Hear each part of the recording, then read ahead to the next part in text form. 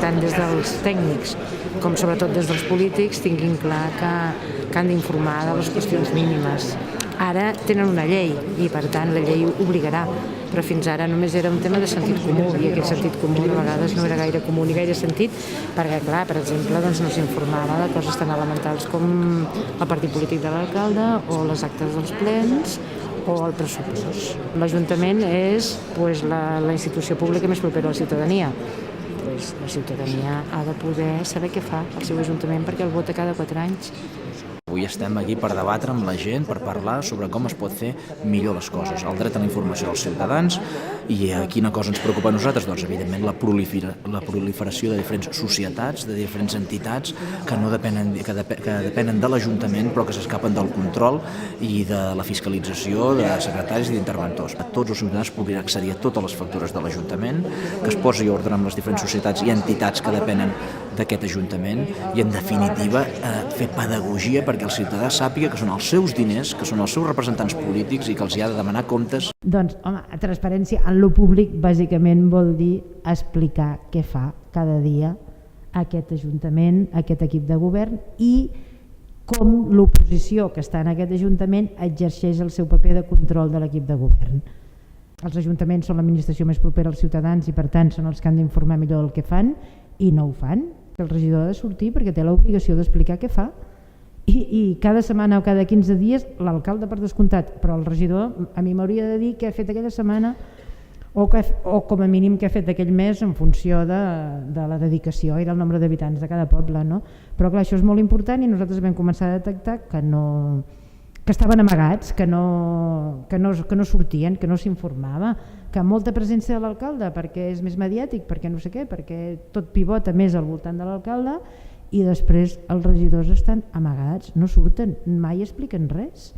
El vídeo dels plens realment acostuma a ser una cosa una mica feixuga i pesada, però jo crec que és un exercici de transparència i que s'han de posar i que arribarà un punt en què potser un ciutadà dirà doncs mira, voldria saber el ple d'aquell dia que es va aprovar i aquella persona què va dir, hi havia públic i el públic va parlar. Aquestes coses que són habituals i que tots els reglaments de participació recullen, com que no ho hem fet popular, com que no ho hem explicat, doncs el ciutadà no se n'entera, el ciutadà no sap que pot intervenir en un ple, per exemple. Doncs esclar, si li anem posant els vídeos, si ho anem explicant, si fem les cròniques periodístiques que nosaltres tant reclamem del ple, quan hi ha hagut un ple l'endemà la web ha de tenir una notícia periodística explicant què va passar en aquell ple, quins punts es van aprovar, què va dir cada grup polític si van parlar, vots a favor, vots en contra, què representava aquell punt. Això és molt important. La informació ha de començar l'endemà de que l'equip de govern guanya les eleccions, l'endemà i cada dia i cada setmana s'han d'explicar coses a la web i cada X temps l'equip de govern ha de rendir comptes i rendir comptes d'una manera molt senzilla, explicar si s'ha asfaltat aquest carrer d'aquí al costat, si s'ha posat paperera, si a l'escola aquella se li ha donat una subvenció per no sé què i què ha fet amb aquesta subvenció. Tot lo senzill, tot lo del dia a dia i quan més fàcil sigui, millor, perquè la gent ho entendrà, no ho hem de complicar gens, al contrari, ho hem de fer fàcil. Es publica el pressupost municipal? Sí, no. Com es publica aquest pressupost municipal? Algú entén aquest document? Algú entén aquell quesito que hi ha allà de capítol 1, capítol 2? Què vol dir capítol 1? Quines coses van al capítol 1? Quines coses van al capítol 2? Transferències corrents? Què vol dir això? No sap ningú.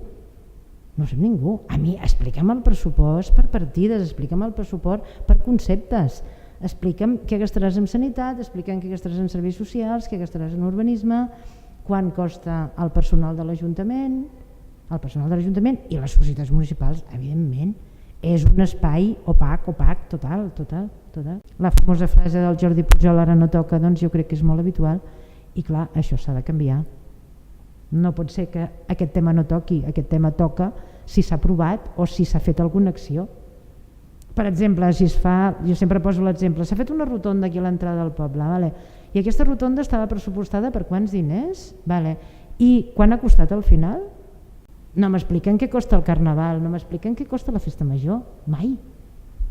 Per què l'oposició no té mai dret a explicar res des dels mitjans de comunicació municipals? Allò que es diu l'oposició ni aigua i L'oposició mai té dret a explicar res, mai hi ha una notícia d'alguna acció que hagi fet l'oposició, mai. I això s'ha de canviar. I hem de fomentar que els ciutadans s'interessin pel que fa als seus representants, que per això els han votat, no?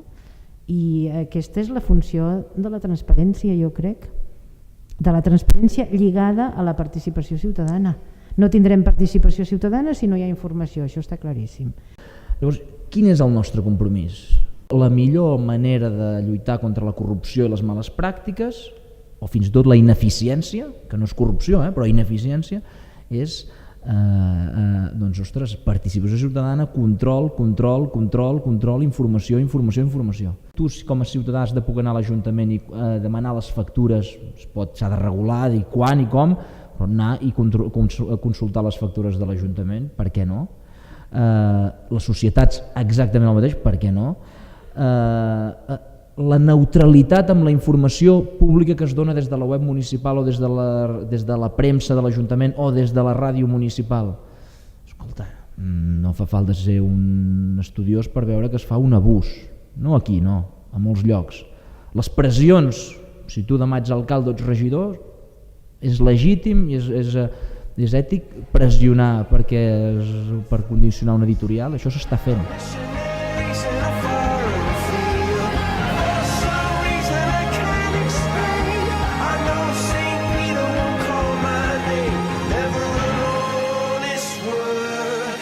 That was when I ruled.